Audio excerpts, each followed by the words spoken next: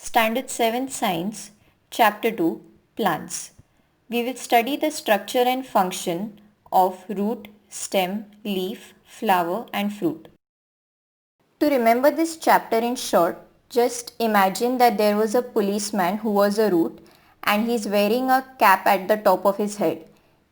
This root policeman is thanking you for finding a lost bin that was lost in a lab, that is the spam lab, and he is gifting you a full Coca-Cola bottle and a gift as a thank you. The shortcut to remember parts of a root are root police with a top cap. R for radicle. Radicle is the part that grows from inside the seed towards the soil. P for plumule. Plumule is the part that grows above the soil. Root hairs are a hair-like growth near the root tips. Now what is the root tip? The root tip is the region of the growth of the root. It is delicate. As it is so delicate, it needs to be protected by something. So it is protected by a cap-like structure that covers it, which is called as a root cap. The root cap protects the root tip from injuries. Let's move on to the function of the roots. There are four main functions that we learn in this chapter. The roots anchor the plant to the soil. The roots absorb water and minerals that are present in the soil. They bind the soil particles together, that is, they pack them close together such that it prevents soil erosion from agents like water and wind. Some roots are modified so that they can store food in them. These are the basic functions of root. Types of root. First, taproot. A taproot is a large, central and dominant root from which other roots sprout laterally. Typically, a taproot is somewhat straight and very thick. It is tapering in shape. Tapering basically means it narrows down towards the end, basically in a conical shape,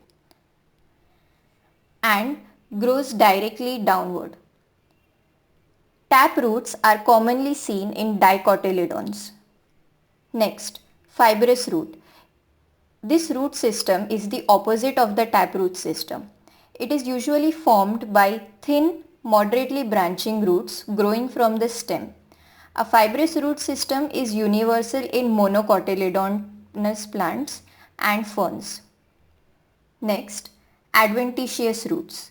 Adventitious roots arise from organs other than the root, usually from the stem or from the leaf. Last, modified roots. Modified roots could be aerial roots, stilt roots, runners, breathing roots, pneumatophores, etc. Try to search for 3 examples of each type of root. Parts of stem. The stem grows above the soil from the plumule of the sprouting seed. Now as the sprout grows, the length of the stem also gradually increases. The shortcut to remember the parts of stem is bin, B-I-N, bin. B for bud. The tip or the apical end of the stem is called as a bud. I for internode. The part of the stem between two nodes is called an internode. What is a node? N for node. Leaves come out at the nodes on the stem, which means that they are basically the regions on the stem from which the leaves come out. The functions of the stem is very simple. Its most basic job is to keep the plant upright and to support the plant. The stem bears the branches, leaves, flowers and the fruits for the plant. The stem transports the water, mineral, food to all parts of the plant. Sometimes it also makes the food by performing the function of photosynthesis in the absence of leaves, as we have noticed in the case of cactus. There are 2 types of stem, herbaceous and woody stem. Herbaceous are always green and flexible stem. Woody are hard stem that are covered with bark, usually found in trees in the forest. The 4 main types of herbaceous stem are climbers, bulbs, tubers and runners. You can observe the common examples of these 4 types in the pictures. The shortcut to remember parts of leaf is The green leaf spam lab.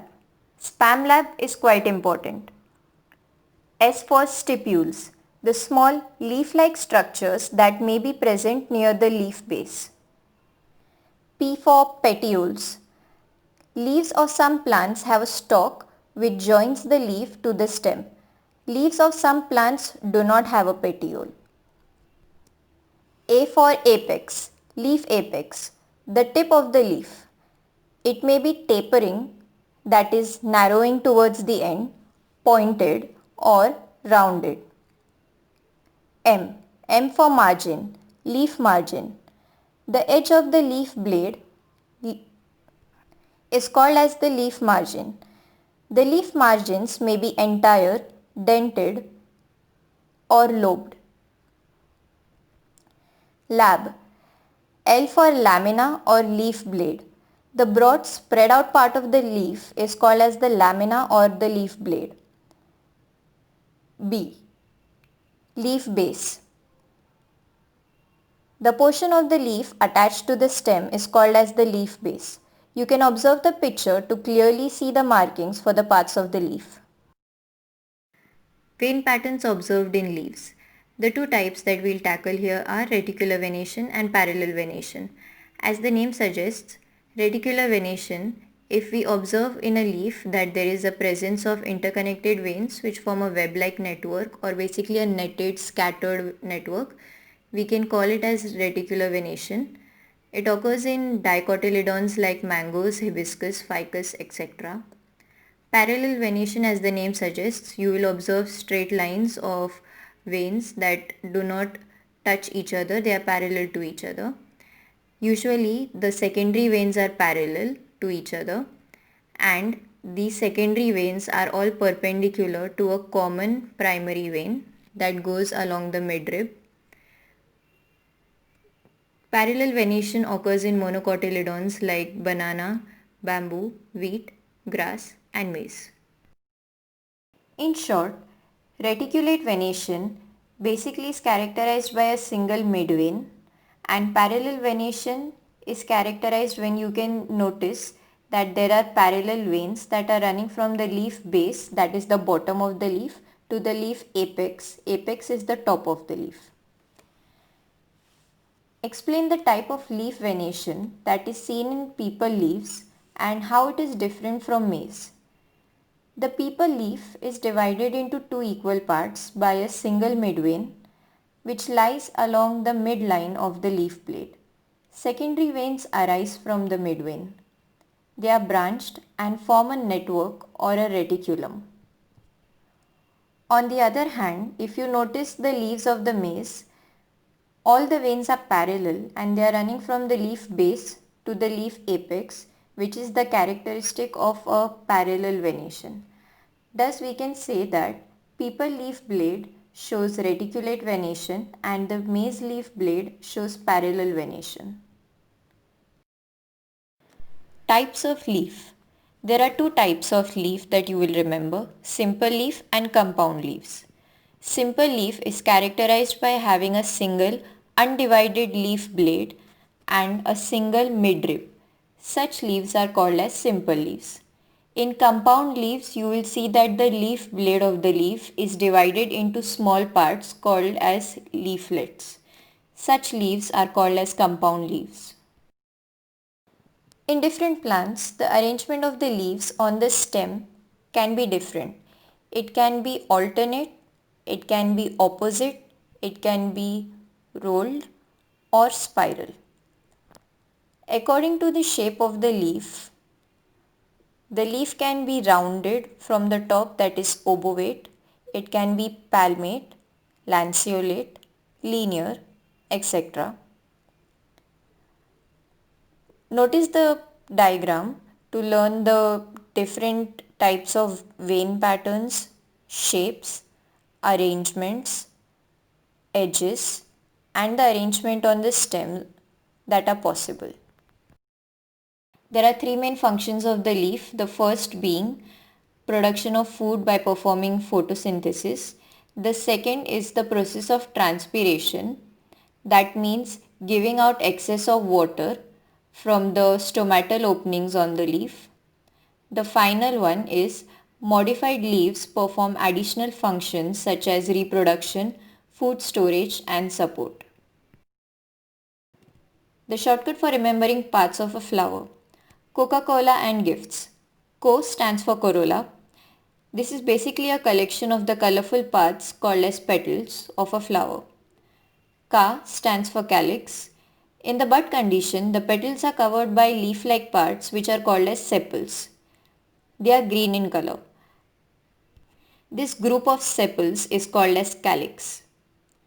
And stands for androecium, which is the male reproductive part of the flower. It consists of the stamens. Each stamen is made up of anther and filament. Finally, gifts. G stands for gynoecium, which is the female reproductive part of the flower.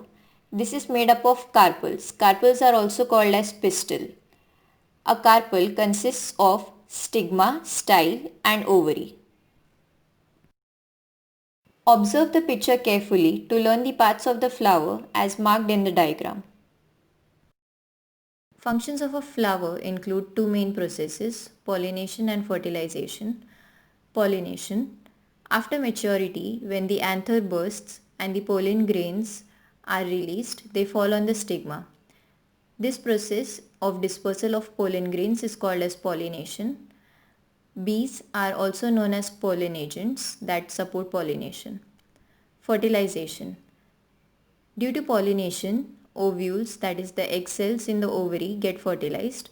Fertilized ovules from the seeds and the ovary develop into a fruit. This is how through flowers we get fruits. Fruit. There are variations in the shape, color and taste of fruit. Mangoes contain only one seed, whereas jackfruits consist of small fruitlets which each have their own seed. Each fruit, if you notice, has a different skin or shell and a different fleshy part and seed. In case of fruits like cashews, for example, the seed is outside the fruit. Strawberries also have seeds on the outer part of the fruit. Seeds which get divided into two equal parts are called as dicotyledonous seeds, and seeds which do not divide into two equal parts are called as monocotyledonous seeds. The main function of the fruit is that it contains seeds. Seeds are essential for the process of germination, which helps to grow new plants. We will keep in mind seed, leaf, stem, root and flower while comparing monocotyledons and dicotyledons. Monocotyledons, as the name suggests, have a single seed which cannot be divided into two equal parts. Dicotyledons, on the other hand, as the name suggests, di means two, the seed can be divided into two equal parts. The leaves in monocotyledons show parallel venation, whereas in dicotyledons they show netted venation, also known as reticulate venation. The vascular bundles in monocotyledons are scattered in the stem, whereas they are arranged in a ring or a disc shape in dicotyledons. Monocotyledons have fibrous roots and dicotyledons have the opposite, that is taproots. The flowers in monocotyledons have petals in multiples of 3 and in dicotyledons it's something more than 3. So the petals are in multiples of 4 or 5. Chapter 2 Recap. For remembering the parts of the plant, you'll remember the shortcut, the root pulleys with a top cap, thanked you for finding the stem bin, lost in the green leaf spam lab by giving you a full Coca-Cola bottle and a gift. So R and P, radicle and plumule for the root, top cap, root tip and root cap. Also remember root hair. Stem bin, that is bud, internode and node for the stem. Spam lab stands for stipules, petioles. Remember petioles are not present in all plants. Leaf apex, leaf margin.